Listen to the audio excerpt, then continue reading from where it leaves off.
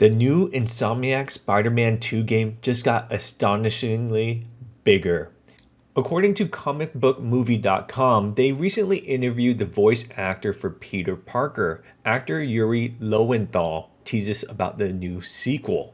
Now, I'll put a link in the description below if you guys want to read it yourself, but I'll go ahead and read it for you guys and then tell you what we know about the game and then my thoughts and opinions.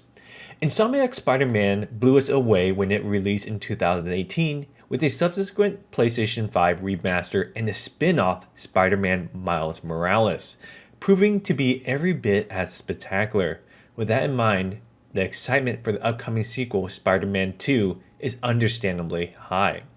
We've seen nothing but beyond a brief cinematic teaser, which confirmed plans for Venom and Kraven the Hunter to appear, but it was recently confirmed that the game will be released this fall. Earlier this week, we spoke to Yuri Lowenthal about this upcoming game. He says, "I still got a little bit to do. It's a massive game, so I'm still doing a little bit of work even now." I know they're confident about their release date, and Insomniac has always been good about that. Obviously, I can't really talk much about the game, but I can tell you that it's astonishing. I'm so excited for you to play it. They know what they're doing, got big shoes to fill from the last two games, and they've done it. I just can't wait for people to play it. As expected, it sounds like the sequel is even bigger than its predecessors, something we anticipated. While both Peter Parker and Miles Morales most likely be playable characters, it's definitely not uncommon for work to still be taking place far out of the game release date. We're pleased that Lowenthal is confident in Spider-Man 2 to hit stores this fall. So let's talk about what we actually know. That the game is a PS5 exclusive. That means they will not be releasing on PS4. So if you're still playing on PS4 and you really want this game, you're going to have to upgrade.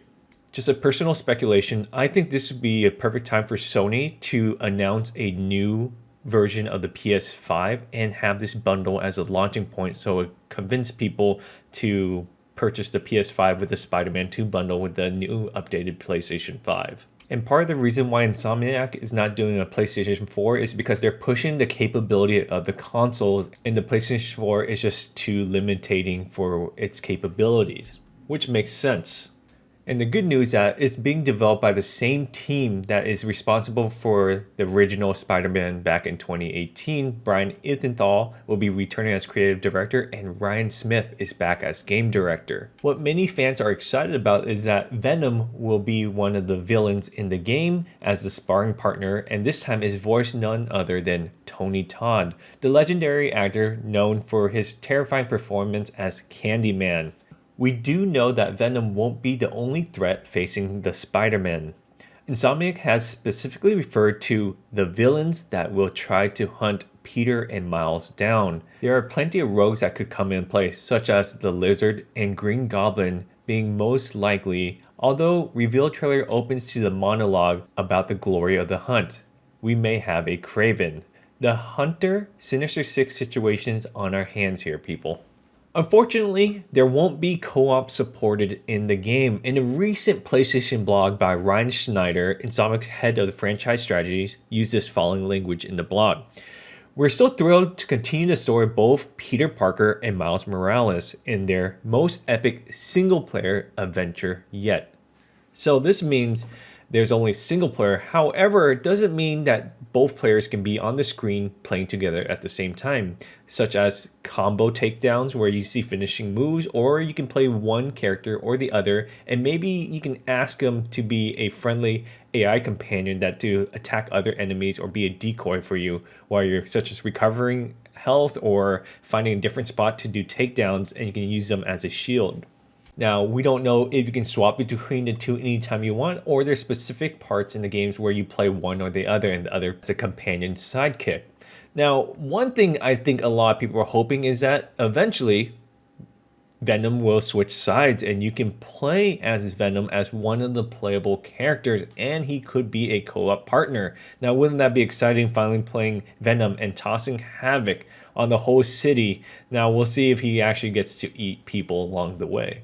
Now, my personal opinion on this whole story, well, it's always exciting to hear about the new Spider-Man games and that it's by the same team who made all the others, so I know it's in good hands. It's sad that there's no co-op, but I think have them focus on a good story narrative, because that's one of the best things about these Spider-Man games is they're very good story about these two characters, and adding several more characters is good. And adding a co-op feature could cause a lot of issues in terms of taking away from focusing the polish and the refinement of the game, where you have to add this other feature which could cause issues such as cutscenes playing or things like that. And I'm not sure if Insomniac ever made a multiplayer co-op game before, so having them, if they haven't done it before, can make it very difficult and could cause delays. So I totally understand this, even though I know Insomniac is working on a murder mystery game with multiplayer involved, but it could be a different team that's working on it and they may need to get some help.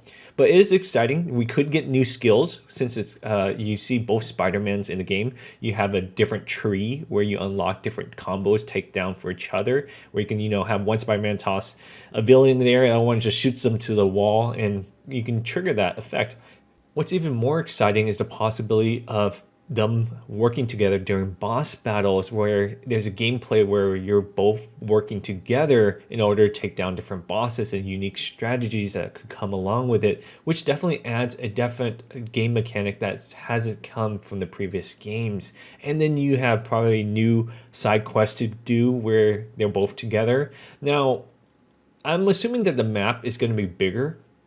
You're like, how are you going to expand New York City? Well, you can add some different islands or bigger underground levels or things to that nature, but it has to be meaningful. Making a game bigger in terms of size doesn't mean it's necessarily better.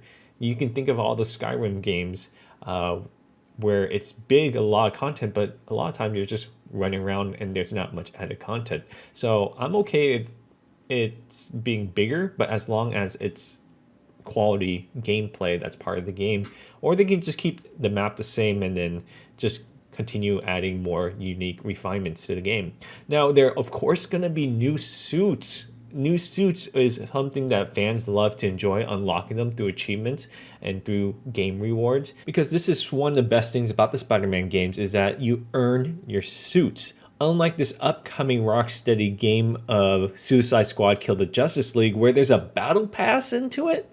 The great thing about these Batman Arkham games is you do all these events, these Riddler trophies, you get these suits and you earn it. You don't just put it behind a paywall if you want the best unique skin. So I'm glad to see that we haven't got any leaks of possible battle pass, but that's one concern the industry is going in. But knowing Sony, knowing Insomniac, it's very unlikely that they'll put like extra cosmetic rewards incentives that requires a paywall behind it. I just have trust in these teams, but I wouldn't be surprised if they have to go this way, but I doubt it because Sony's just not the way they operate. Anyways, let me know what you guys think. I appreciate the subscribe and check out my new channel in the description below.